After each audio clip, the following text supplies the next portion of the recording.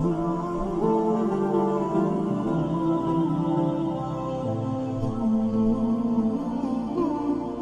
B एक छोटी सी मखलूक जिसका वज़न 1 ग्राम से भी कम है, मगर इसके अंदर कायनात के बहुत से राज छुपे हुए हैं। इंसानों के लिए शहद का वाहिद सोर्स यही मक्खी है, लेकिन क्या आप जानते हैं कि हनी बीज इस शहद को किस कदर कमाल इंजीनियरिंग प्रोसेस के ज़रिए स्टोर करती हैं? क्योंकि इन मक्खियों को अल्लाह सुब्हानहू व तआला ने कुछ इंजीनियरिंग, कुछ सोशियोलॉजी से रिलेटेड और यहाँ तक कि कुछ तिब्बी सलाहियतें भी दी हैं, जिनको इस्तेमाल करते हुए ये काफ़ी प्रिसियन के साथ अपना घर यानी छत्ता बनाती हैं और एक ख़ास समाजी निज़ाम के तहत ज़िंदगी गुजारती हैं। इंसान हज़ारों सालों से इन मक्खियों को पालने और शहद इकट्ठा करने का काम कर रहा है, और इसका सबूत हमें मिस्र की कदीम सल्तनत की दीवारों पर हनी बीज़ की नक्श की हुई तस्वीर से मिलता है। उस ज़माने में हनी बीज़ को बादशाहत, पाकीज़गी और खुदाई निज़ाम की अलामत भी समझा जाता था। अगर हम गौर करें तो शहद की मक्खी का घर यानी उसका छत्ता बहुत से हेक्सागोन की शक्ल के खानों से मिलकर बनता है, लेकिन कभी आपने सोचा है कि हेक्सागोन ही क्यों? इतने स्पेसिफिक शेप से ही हनी बीज छत्ता क्यों डिज़ाइन करती हैं? स्क्वायर, सर्कल, ट्रायंगल या कोई और शेप भी हो सकता था। इसका जवाब ढूंढने के लिए हमें हनीकॉम्ब स्ट्रक्चर और इसके पीछे छुपी मैथमेटिक्स को समझना होगा। हनीकॉम्ब के हर खाने की दीवार एक कागज़ से पतली और बाल बराबर होती है, मगर मजबूत इतनी कि पूरे हाइव का बोझ उठा ले। हर दीवार 120 डिग्रीज के एंगल पर होती है, जिसकी वजह से वज़न बराबर डिवाइड हो जाता है, और ये 6 कोनों वाले स्ट्रक्चर मतलब हेक्सागोन पर बेस्ड होता है, जो कि दुनिया के उन 3 शेप्स में से एक है जो बगैर कोई स्पेस छोड़े पूरे एरिया को फिल करते हुए एक दूसरे के साथ फिट हो जाते हैं। बाकी शेप्स जैसे सर्कल अगर यूज़ होता तो मटेरियल ज़्यादा लगता और ये सेल्स एक दूसरे के साथ फिट नहीं हो पाते। हेक्सागोन के अलावा बाकी 2 शेप्स यानी ट्रायंगल और स्क्वायर भी इसके लिए एफिशिएंट हैं, लेकिन उन दोनों में कुछ मसाइल हैं। ट्रायंगल को अगर हम देखें तो उसके सेल्स में जब लोड आता है तो हॉरिजॉन्टल वॉल्स कंप्रेशन में आ जाती हैं और पतली वैक्स की दीवारें कंप्रेशन बर्दाश्त नहीं कर सकती। इस तरह स्क्वायर्स में भी प्रॉब्लम है कि एक पार्टीशन पर अगर वेट आए तो वो वेट सही तरह एडजेसेंट पार्टीशन तक ट्रांसफ़र नहीं होता, यानी प्रेशर इकट्ठा हो जाता है, जिसकी वजह से वीक पॉइंट्स बन जाते हैं और स्ट्रक्चर ब्रेक होने का खतरा होता है। अब अगर हम हेक्सागोन्स को देखें तो उसे क्रिएट किए गए सेल्स में लोड टेंशन की सूरत में डिस्ट्रीब्यूट हो जाता है। टेंशन का मतलब खिंचाव, जो कि उन थिन वैक्स वॉल्स के लिए आइडियल होता है और वो इससे जल्दी नहीं टूटती। तो इस तरह हमें पता चलता है कि हेक्सागोन वो वाहिद शेप है जो हनीकॉम्ब के स्ट्रक्चर के लिए आइडियल है, क्योंकि ये ना सिर्फ उन दोनों प्रॉब्लम्स को सॉल्व कर रहा है बल्कि सबसे इकोनॉमिकल भी है।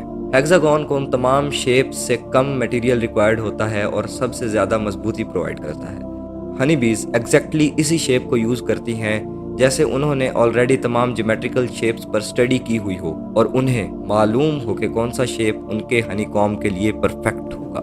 ये स्ट्रक्चर आज तक इंजीनियरिंग का परफेक्ट डिज़ाइन माना जाता है। हनीकॉम्ब स्ट्रक्चर को 16 सदियों पहले एक अलेक्जेंड्रियन मैथमेटिशियन पेपस ने पहली दफ़ा समझाया था। इंसान इससे अपने हवाई जहाज़, सैटेलाइट्स, जदीद आर्किटेक्चर, एरोस्पेस इंजीनियरिंग में यूज़ करते हैं, और यहाँ तक कि नासा के जेम्स वेब टेलीस्कोप में भी यही सेम स्ट्रक्चर दिखाई देता है, जिसमें 18 हेक्सागोनल मिरर्स बिल्कुल ऐसे जुड़े हुए हैं जैसे हनीकॉम्ब्स के सेल्स, और उसके ज़रिए टेलीस्कोप सबसे ज़्यादा रोशनी इकट्ठी करके हम तक कायनात के राज पहुँचाता है। और यूं कुदरत का डिज़ाइन खलाई साइंस की सबसे बड़ी आंख बन गया।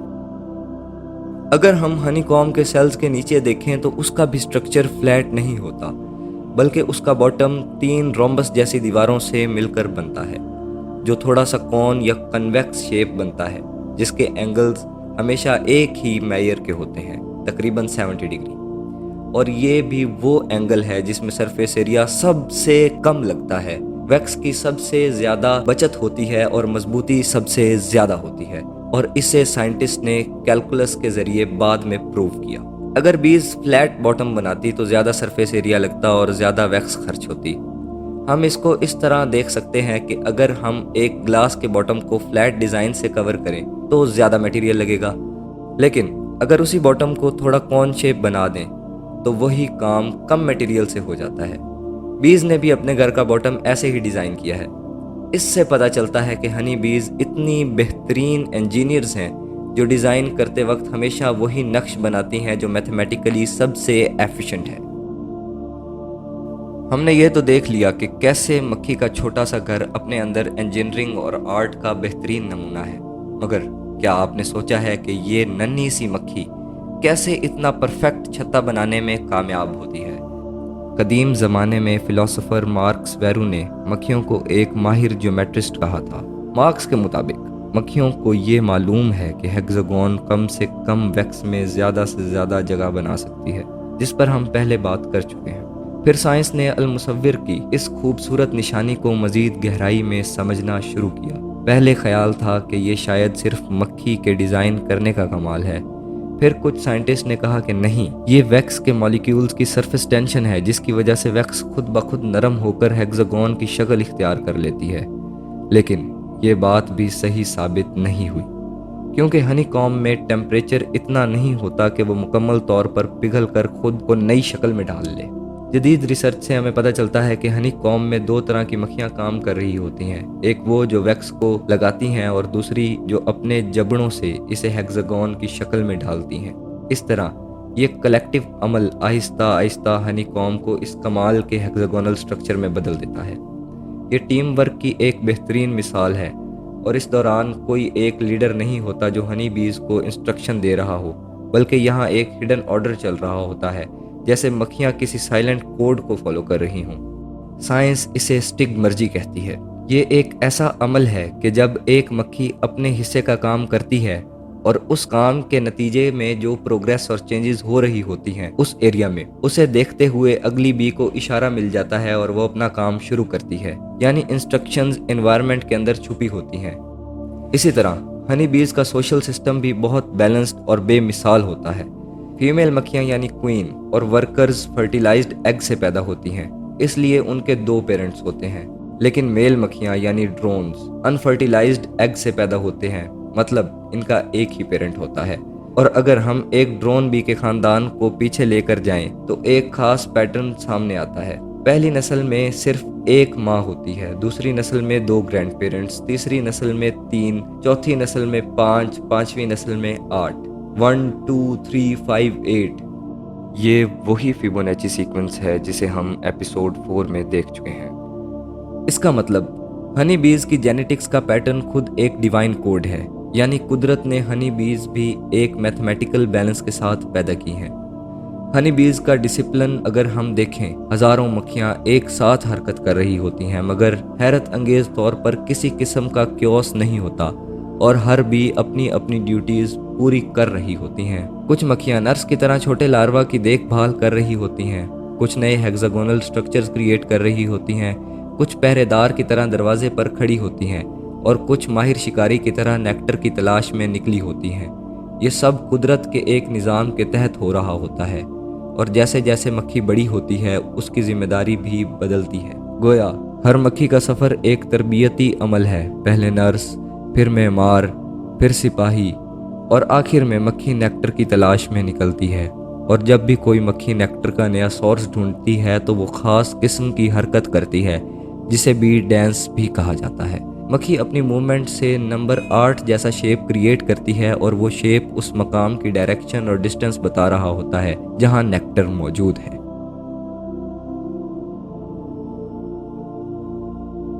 और दिलचस्प बात यह है कि नई मक्खियां दूसरी मक्खियों को देखकर ये वे ऑफ कम्युनिकेशन सीखती हैं, मतलब मक्खियों की भी अपनी कल्चरल लर्निंग होती है। इसी तरह जब मक्खी एक फूल से दूसरे फूल की तरफ जाती नजर आती है तो वो रैंडमली मूव नहीं कर रही होती, बल्कि एक खास ड्यूटी पर होती है। जब मक्खी फूल पर बैठती है और रस पीती है तो उस पर पोलन के ज़र्रात लग जाते हैं। फिर जब वो अगले फूल पर जाती है तो ये पोलन ट्रांसफ़र हो जाता है, जिससे वहाँ फर्टिलाइजेशन होती है और बीज डिवेलप होते हैं। इसी प्रोसेस को पोलिनेशन कहते हैं। पोलिनेशन के बगैर ना फल बन सकते हैं और ना ही बहुत सी फसलें, यानी ये एक अहम निज़ाम है जो ज़िंदगी को चलाए रखता है। दुनिया की तकरीबन 35% खुराक असल में इन्हीं बीज की वजह से मुमकिन है। फिर जब वो मक्खी अपना सफ़र ख़त्म करके छत्ते में वापस आती है तो जो रस वो फूलों से जमा करती है उससे शहद बनता है। शहद सिर्फ जायका नहीं बल्कि इसके बारे में कुरान कहता है इसमें इंसानों के लिए शिफा है, तो ये एक दवा भी है। इसमें कुदरत ने ऐसे जुज रखे हैं जो जख्मों को भर देते हैं, जरासीम को मार देते हैं और जिस्म में सोजिश को कम करते हैं। सदियों पहले जब इंसान के पास एंटीबायोटिक्स नहीं थी तब यही शहद मरहम था, آج جدید سائنس بھی تصدیق کر رہی ہے کہ شہد میں اینٹی مائکروبیل اور اینٹی انفلیمیٹری خصوصیات موجود ہیں۔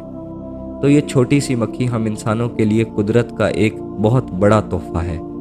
لیکن یہاں ایک سوال اٹھتا ہے کہ کیا واقعی شہد کی مکھی صرف اپنی انٹیلیجنس سے اتنا سب کچھ خود پلان کرنے کے قابل ہو سکتی ہے؟ اس سوال کا جواب اللہ سبحانہ و تعالی ہمیں قرآن میں خود دیتے ہیں۔